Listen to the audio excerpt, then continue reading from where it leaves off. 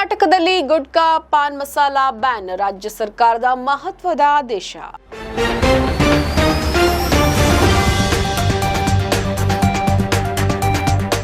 ನಿಮ್ಮ ಸುದ್ದಿಗಾರ ಈಗ ಜಿಯೋ ಟಿವಿಯಲ್ಲಿ.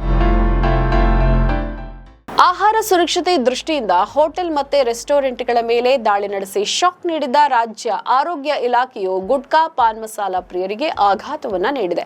ಸಾರ್ವಜನಿಕ ಆರೋಗ್ಯದ ಹಿತದೃಷ್ಟಿಯಿಂದ ತಂಬಾಕು ಹಾಗೂ ನಿಕೋಟಿನ್ ಹೊಂದಿರುವ ಉತ್ಪನ್ನಗಳ ವಿರುದ್ಧ ರಾಜ್ಯದಾದ್ಯಂತ ಕಟ್ಟುನಿಟ್ಟಿನ ಕ್ರಮವನ್ನ ಜರುಗಿಸಿದೆ. ರಾಜ್ಯದಲ್ಲಿ ಎಲ್ಲಾ ವಿಧದ ಗುಟ್ಕಾ ಪಾನ್ ಮಸಾಲಾ ನಿಷೇಧಿಸಿ ಆದೇಶವನ್ನ ಹೊರಡಿಸಿದೆ. ಆಗಸ್ಟ್ 10ರಂದು ಗುಟ್ಕಾ ನಿಷೇಧ ಸಂಬಂಧಿಸಿ ಅಧಿಸೂಚನೆ ಹೊರಡಿಸಲಾಗಿದೆ ಅಂತ ಬುಧವಾರ ಖುದ್ದು ಆರೋಗ್ಯ ಇಲಾಖೆ ಪ್ರಕಟಿಸಿದೆ. ಕರ್ನಾಟಕ ರಾಜ್ಯ ಆರೋಗ್ಯ ಮತ್ತು ಕುಟುಂಬ ಕಲ್ಯಾಣ ಇಲಾಖೆಯ ಆಹಾರ ಸುರಕ್ಷತೆ ಮತ್ತು ಔಷಧ ಆಡಳಿತ ಇಲಾಖೆಯ ಆಹಾರ ಸುರಕ್ಷತಾ ವಿಭಾಗದ ವತಿಯಿಂದ ಗುಟ್ಕಾ ಬ್ಯಾನ್ ನಿರ್ಧಾರ ಕೈಗೊಂಡಿದೆ.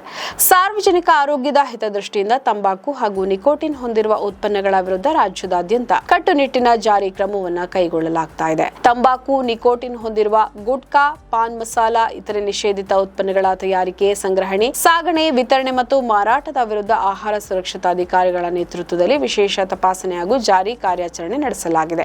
ಆಹಾರ ಸುರಕ್ಷತೆ, ಔಷಧ ಆಡಳಿತ ಇಲಾಖೆಯು ಆಹಾರ ಸುರಕ್ಷತೆ ಮತ್ತು 2006ರ ಕಲಂ 2011ರ ನಿಯಮದಡಿ ಸಾರ್ವಜನಿಕ ಆರೋಗ್ಯದ ಹಿತದೃಷ್ಟಿಯಿಂದ ಕರ್ನಾಟಕ ರಾಜ್ಯದಲ್ಲಿ ತಂಬಾಕು ಹಾಗೂ ನಿಕೋಟಿನ್ ಹೊಂದಿರುವ ಉತ್ಪನ್ನಗಳ ಮಾರಾಟ ಮತ್ತು ವಿತರಣೆ ನಿಷೇಧಿಸಲಾಗಿದೆ.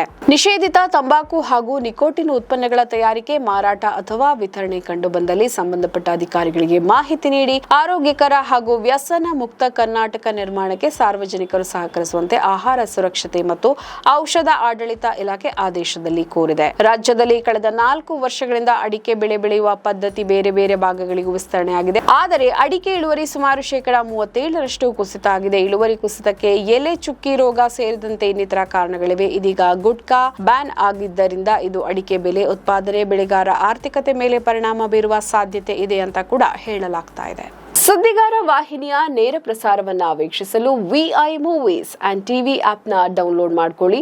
ನಂತರ ಸುದ್ದಿಗಾರ ಅಂತ ಸರ್ಚ್ ಮಾಡಿ. ಸುದ್ದಿಗಾರ ಈಗ ನಿಮ್ಮ ಕೇಬಲ್ ನೆಟ್ವರ್ಕ್ನಲ್ಲಿ